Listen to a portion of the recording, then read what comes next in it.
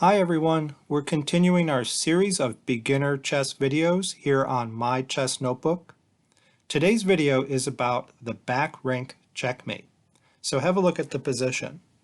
The 8th rank at the top of the board here is called the back rank. And right now, white can deliver a checkmate along the back rank with the move rook to d8. So the reason that's a checkmate is because the black king has nowhere to escape to. In particular, his own pawns are forming a barrier, keeping him from escaping. So in this original position, we say that black's back rank is weak. It's weak because there are no pieces defending along the back rank, and because the black king is hemmed in. It cannot escape off of that back rank. So when you see your opponent has a weak back rank like this, try to bring one of your major pieces, a rook or a queen, to that back rank, and it may be a checkmate. What if it were black's move in this position? How can he strengthen his back rank, or in other words, how can he avoid the checkmate? Well, there are a few ways to do it. One is to move his rook to the b8 square. That protects the back rank, so it's no longer weak. So if white decided to call check, which would be a mistake, black would simply take the rook. Another option black has is to move one of his pawns forward, perhaps this pawn to h6, and that gains an escape square. And so now if white calls check along the back rank, the black king gets out. By the way, there's a word for this. When you push a pawn forward to gain an escape square for your black king off of the back rank, that's called luft. Black has gotten luft for his king, L-U-F-T. All right, and yet one more way to protect himself against the checkmate would be to move the king over to f8. So if white does deliver this check, then the king can escape. Okay, so if you have a weak back rank, try to protect it. Try to strengthen your back rank. All right, let's have a look at this position. It's black to move, and black realizes his back rank is weak because he has no pieces along the back rank defending it, and because his king is hemmed in by his own pawns. So black notices white's rook is ready to deliver a back rank checkmate here on e8. So he takes the rook. However, that was a big mistake. White still has a back rank checkmate. Do you see what it is? Okay, white checkmates with the queen by moving it all the way diagonally to b8. That's a check, and there's no escape for the king. There is one move to get out of check, though, which is this blocking move, but then white simply takes the knight, and now there's no way to get out of check, and that's checkmate. So this illustrates that you can deliver a back rank checkmate with a queen or a rook, either one. So what should black have done in this position? Well, he can do anything but take that rook, really. That will strengthen his back rank. He may push a pawn, or he may move his king over, or think of some other way to avoid that checkmate. Okay, let's have a look at this position. So here it's white to move, and black's king is again hemmed in by his own pawns. This is a very common occurrence because it happens after you castle. So this is the normal position for the black king after he has castled on that side of the board. So it's quite common. All right, white would like to deliver a checkmate along the back rank. So he looks at this key square that his pieces are pointed at, and he wonders, can I move my queen to that square and call check, and does it lead to something? Well, here's an easy way to tell what's going to happen. Count the number of attackers and defenders for that square. Very similar to how you do that for pieces that are about to capture other pieces, where you count attackers and defenders of a piece. Well, white has 3 attackers on that d8 square, and black has only two defenders. So if you have more attackers than defenders, then you're going to be successful in a situation like this. And here's how it would play out. White would call check with the queen, and it's only a temporary sacrifice. Black is forced to take the queen, but white takes back, calls check with his rook, and that forces black to capture the rook. It's the only way out of check. And then white takes the final rook and calls checkmate. And there's no way out of this. So white was successful because he had more attackers than defenders on that square. All right, let's have a look at this position. So this is a little less typical than the back rank checkmates we were just looking at. This king is not completely hemmed in by his pawns. He has these two pawns in front of him, but this pawn is missing. There's no pawn there. However, white can still successfully checkmate black on the back rank, and he reasons like this. This square has two attackers, the queen and the rook, and only one defender, the king. So it's safe to move the queen here, and that's actually a checkmate. There's no way out of check, and the queen is backed up by the white rook. Okay, let's look at a similar position to this, but let's move this black rook back to that square on the back rank. So black has a little more protection on the back rank here.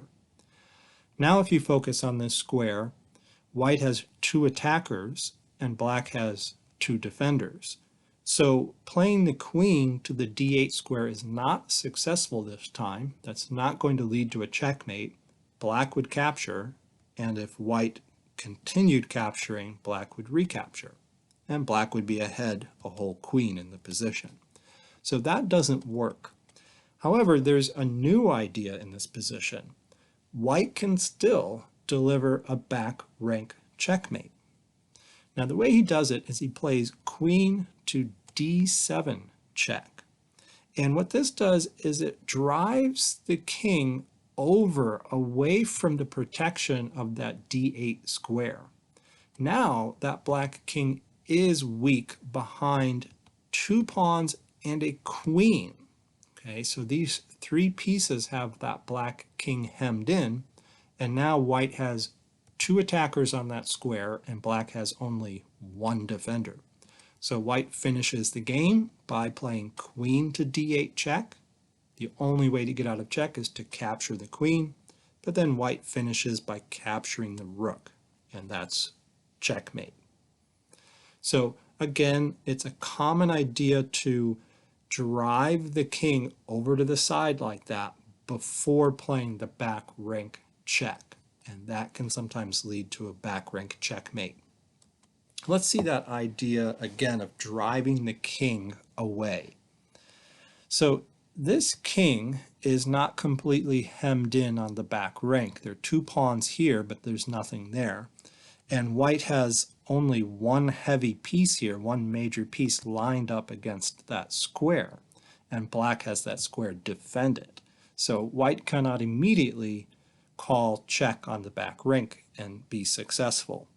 So what white should do is play bishop to e6, calling check. Now these squares are covered by the rook. So the black king is again forced over here behind this wall of pawns, and now white finishes the game with this back rank checkmate. So very similar to the last position we looked at. First you drive the king over, then you call check on the back rank, and it's a mate. All right, let's have a look at this position, which again is pretty similar to the last two. White will try to drive the black king over and then mate on the back rank. Okay, so if you look at the position carefully here, you'll notice white has two major pieces pointed at the c7 square. And the c7 square is only defended once by the king. So white can win the game by playing queen takes c7 check, driving the king over. And now the king is trapped behind this wall of pawns, and since it's in the corner of the board, It only takes 2 pawns to trap it in rather than the usual 3. So now white has a winning back rank checkmate. Do you know what it is? Okay, it is not taking the rook, calling check, because the black queen here is defending and will capture back and defend that back rank. So that's not the move. So what is the move here? Well, that's the weak square. And white has 2 attackers on that square, and now that the black king has been driven over, black has only 1 defender. So white temporarily sacrifices the queen with queen to c8 check. Black must capture, it's the only legal move, and then white recaptures with a back rank checkmate. So very similar, drive the king over to the side and then deliver the back rank mate. Okay, let's have a look at this position. All right, here this king again would have this escape square available to it unless we can drive it over to this side behind this wall of pawns. So with that in mind, we might consider playing bishop to c5 check, hoping to drive the king over. But that doesn't quite work because the king can go this way, protecting that back rank square from the queen invading on d8. And the game would continue. But instead of that move, white can play queen to d8 check. And there's no escaping the check by moving the king. There's only one way out of check, which is to block with the knight. Now, what's white's move to finish off the game and get a back rank checkmate? Okay, the correct move is now to play bishop to c5 check, because now the black king is forced over to the g8 square. Then white can take the knight, and now we have a back rank checkmate. Okay, so another common pattern of driving the king over to the side. All right, have a look at this position. So right now the black king, we would say, has luft because he pushed a pawn forward, generating an escape square in case of any back rank weaknesses that lead to back rank checkmates. However, notice white has a bishop that's pointed at that escape square. So it's really not a free square to be moved to yet. So it's the same thing as having a wall of pawns. There are 3 squares in front of the black king that black cannot run to. So black's back rank may be an issue. If we look down the E file where white has his 2 major pieces lined up, we see this vulnerable square here. However, let's count. White has 2 attackers, black has 2 defenders. So black has the square defended sufficiently, and white will not be successful in a back rank mate. If he tries to check with the queen will be taken, and if white continues and takes the rook, that rook will be taken. And black had that square covered. Black comes out ahead. Nevertheless, sometimes even when you don't have a back rank checkmate immediately available, you can take advantage of a back rank weakness. And right now, black has a back rank weakness because, again, the king is trapped. It can't come forward to any of these squares thanks to white's bishop. So white takes advantage of this back rank weakness by making a surprising capture in the position. What should white capture? Think about that. Okay, white should take the bishop on b7 with his rook. The reason is it looks like that bishop is defended. It's attacked once, it's defended once. However, if we take the bishop and black takes back, he has just removed one of his back rank defenders. Now, the e8 square has only 1 defender and still these 2 attackers. So black is going to get checkmated. Check, capture, checkmate. So that means that bishop on b7 was a free piece to take, and black cannot recapture unless he wants to get checkmated.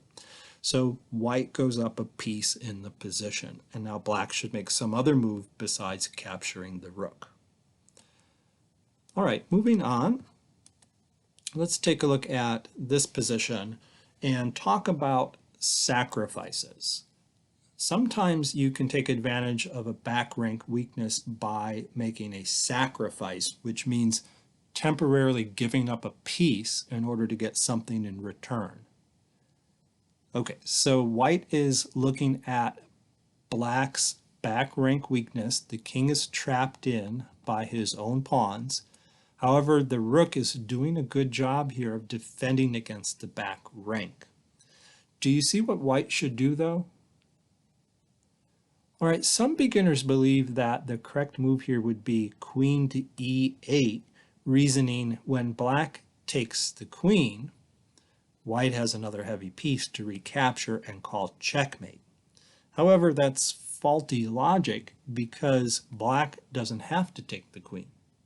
Okay, and black should not take the queen. Taking is not compulsory in chess, so don't make that mistake of assuming your opponent will capture. But there is a correct move that leads to a back rank checkmate. Do you know what it is? It's a sacrifice, and it's the move queen takes the rook on f8. That's a check, and the only way out of check is for black to take the queen. Now we can deliver a back rank checkmate. And it's based on the idea that the three squares in front of the black king are unavailable. Two are occupied by pawns, and one is covered by this white rook. So white uses his other rook on the c file to deliver a back rank check. And it's almost a mate. Black can stave off checkmate for one move by blocking with the queen, but then white takes the queen, and that's a checkmate. There's no escape thanks to the help of this rook, which is defending that square. All right, let's look at another sacrifice. So here, white sees that black's back rank is weak and has a winning sacrifice that leads to a back rank checkmate. Can you find white's best move in the position?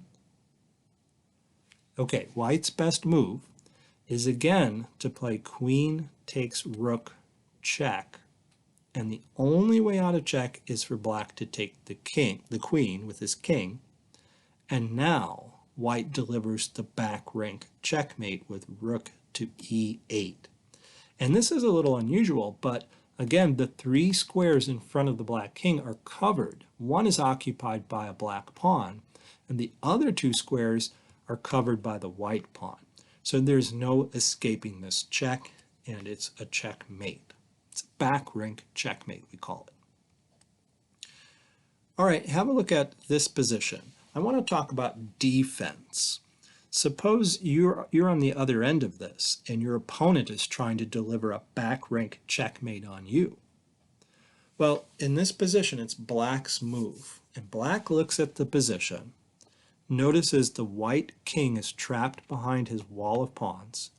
He notices he has two rooks lined up on the d file pointed at that d1 square. So black has two attackers on that square, and black sees that white has only one defender on that square. So black gleefully plays a rook here and calls check and thinks that the game is won. However, white has a defense and will not lose this game. Do you see what move white should make? Yes, white should play this rook back to e1 to block the check. The rook on a1 actually defends the other rook through the black rook, so that if black takes the rook on e1, white can recapture and the game is perfectly equal. So that's a common defensive technique, is to block the check with a heavy piece, and then you have your two heavy pieces defending each other through the enemy piece there. All right, notice if white had instead taken the rook, he would lose to a back rank checkmate. Black would take the rook and call check. And now blocking with this rook on e1 doesn't work because there is no rook on a1 defending it, and black simply takes it and gets that back rank mate. So be aware of this defensive idea of blocking that check. Let's see it again. Take a look at this position. You're playing the white pieces. It's your move. And you notice that you're down material because each side has a queen and a rook and 3 pawns, but white has a pawn for a knight. Black has the knight. So black is up material. Now, white wonders, can I take that knight? It's my move. Can I capture it?